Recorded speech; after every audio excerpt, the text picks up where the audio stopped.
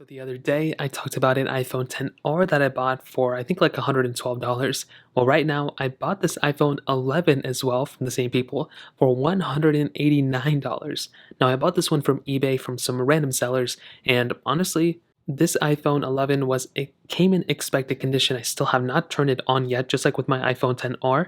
However, I bought this thing physically with some, mishaps. Obviously, it's not perfect, but I'll get into that in a second. Physically, this thing on the back looks great. Everything should be fully functional with this iPhone. As you can see from the back, everything looks great. Nothing super bad. It's not until you get to the front of this iPhone, this thing start kind of looking a little different. Now, even if I kind of hold it like this, you can't really tell too big of an issue. But if I kind of look at it like this, you can see there are some cracks, several cracks throughout the whole entire display.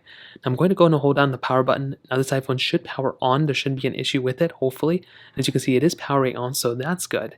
Now, the description of the specific thing said, it's being sold as is, but they verified that, the screen that the phone powers on. I saw pictures of it powering on.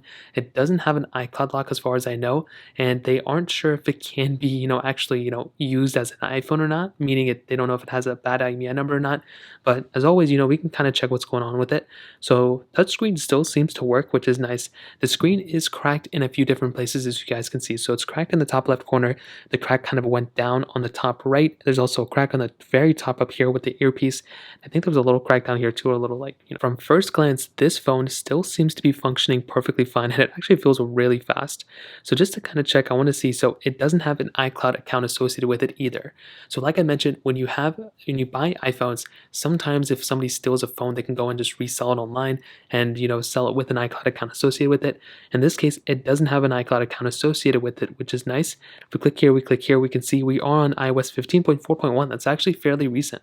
So that means to me, basically, when I see something like this, that this phone isn't on a really old operating system, meaning it can't be updated for some reason, or it has some Wi-Fi issue or something.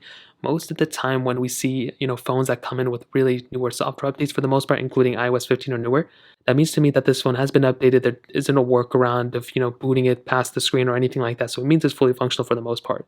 Now, everything else seems to be working fine. Another big thing to check out is the camera, and it does seem like the camera is working as well. So it seems like the seller at least was completely honest with me, which is really nice to see.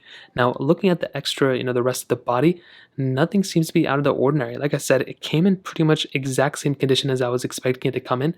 It is very interesting, the product red one. I haven't had too many product red iPhones, and this one being the product red one is actually pretty interesting about this one, and a product red iPhone as well, iPhone XR. Now, honestly, like I mentioned, even if I wanted to go ahead and get the screen replaced, I think I could probably get it done for like $75, probably less than $100, including pieces, by just, calling some random person to go ahead and do it.